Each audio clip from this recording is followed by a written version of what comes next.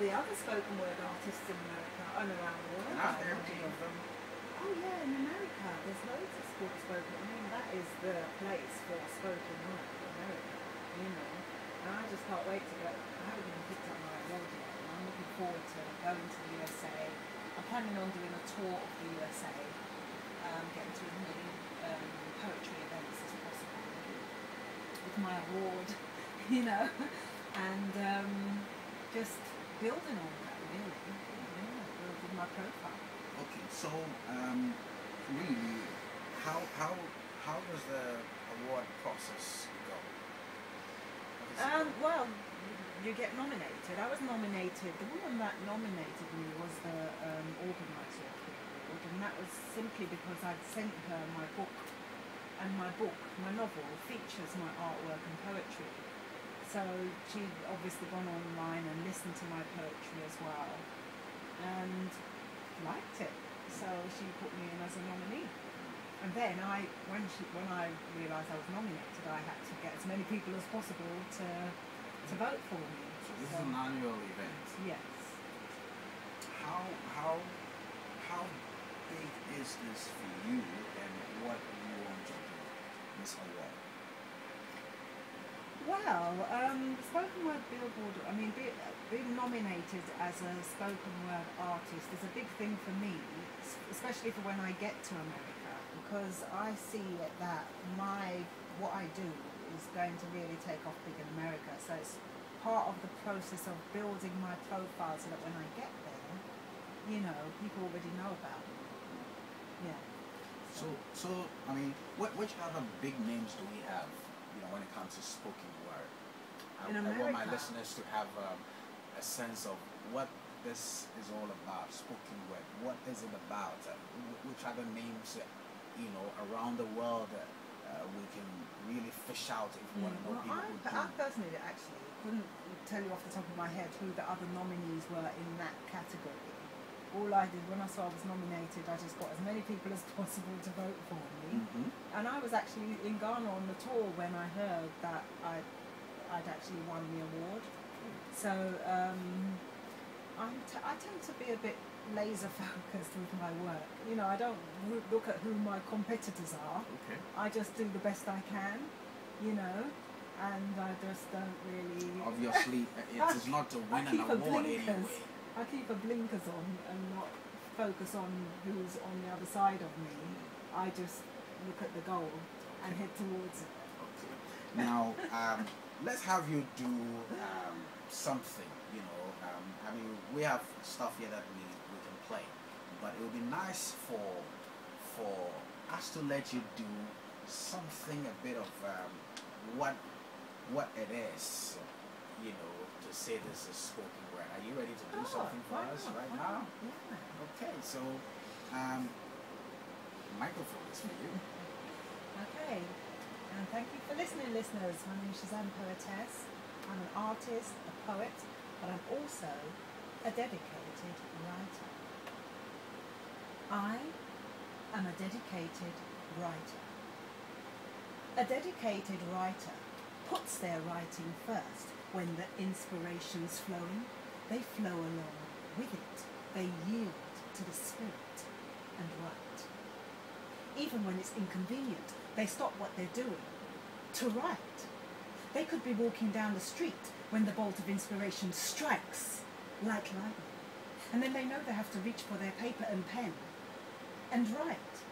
They could be shopping, cooking, cleaning, washing the dishes, showering, sleeping. But when it happens, no matter what they're doing, they know they have to stop to write. A dedicated writer gets up in the middle of the night to write. They leave ink stains on their sheets as their pen makes love to the paper all night.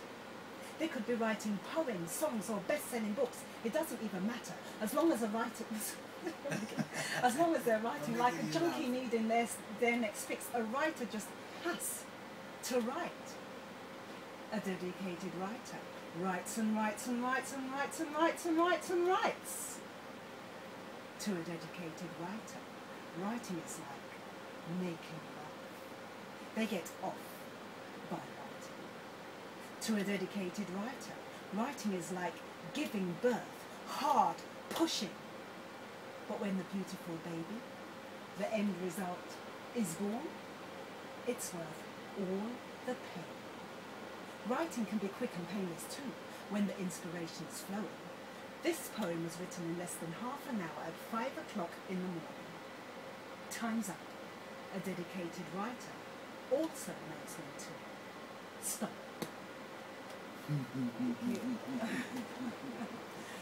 I love it. I'm sure my listeners love it as well. Like the pen, making love To the paper. Okay. All night. All right, folks. This is Hall of Fame, and our Hall of Famer is Shazan Poetess. She's from London, UK. She joins us here on Hall of Fame. She's in Ghana, and she's been here for over a month now. 2 months. Yes, and she's going to be here another month. Okay, her sister's joining her. They're going to be having more fun. And we're looking at her work, we're looking at her family, and we're looking at her education, we're looking at UK, and we're looking at even her short time here in Ghana. Hall of Fame is brought to you by King's Group of Companies such as Standard. This special edition is also brought to you by Valley Beach Hotel, a working holiday nest. Okay, so I mean, let me just mention some of the poems that or say spoken word. Can I call them that? You know, I am what I will be. Are you the one? My artist child, part 1 and 2. The smile, it is you. Equilibrium, fertile soil, an intimate hour with Shazam. Jesus never left you. Call me by my name. Loads of them. Yeah, that's a mix of all my different types of poetry. There's Yes. Christian poems in there. There's some of the poems are featured in my novel, so some of them are there. Some of them are from my next CD coming out. I've got 2 CDs. One, Seeds of Love. All 13 poems feature in my novel, so the CD complements the novel. And then I have another CD coming out soon. Yeah. I've got one left to record for it. And you so- call it an album? CD. Right. Yeah, album. Yeah. It's your album. Yeah. Just like R. Kelly release an album. That's your album too. Yeah. I'm really hoping that poetry does get as big as, R&B, for instance, Yes. Yes. So, I mean, I think putting it with music, because all the poems on my CD are with music.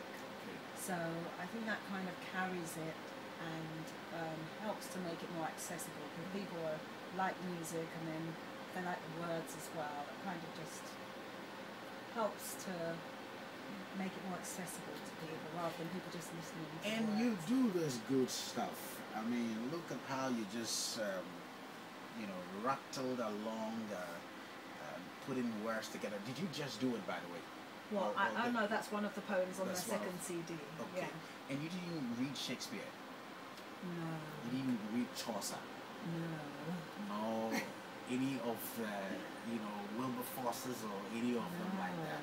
I know, I think, I see. see, the poetry, I did some research on the origins of poetry, and it's actually originated in ancient Kemet, which is Egypt, they call it now. So I actually wrote a poem in Egyptian in the format. But I think it's just something that we can do naturally. It's not something that needs to be taught, just allow it to flow. And I think it's ancestrally even. Yeah. So anybody can do what you're doing? Maybe. I don't know. I think we have a lot of stuff buried in our DNA. Yes, And so- if we learn how to tap into it. Yeah. If I want to be a doctor, I know exactly the process is. I need to go through to become a doctor, or say what to tell my child to do to become a doctor. Okay. Yeah, If but I then want to things that are be you, creative, it's like creative writing and art and they're just. I think some people just have them naturally. okay. Yeah. I'm self-taught anyway. That's all. Self-taught. I Yeah. mean, meaning what? I mean, I mean that I wasn't taught how to paint or to write. I just do it naturally. Okay. Or, So let's look at the various artistic stuff that you do. Painting, I'm looking for like canvas. Mhm. Like what kind of painting do you do? Well, when I was meditating, I just bought some canvases and started painting, and they're oil on canvas, so they're quite detailed paintings.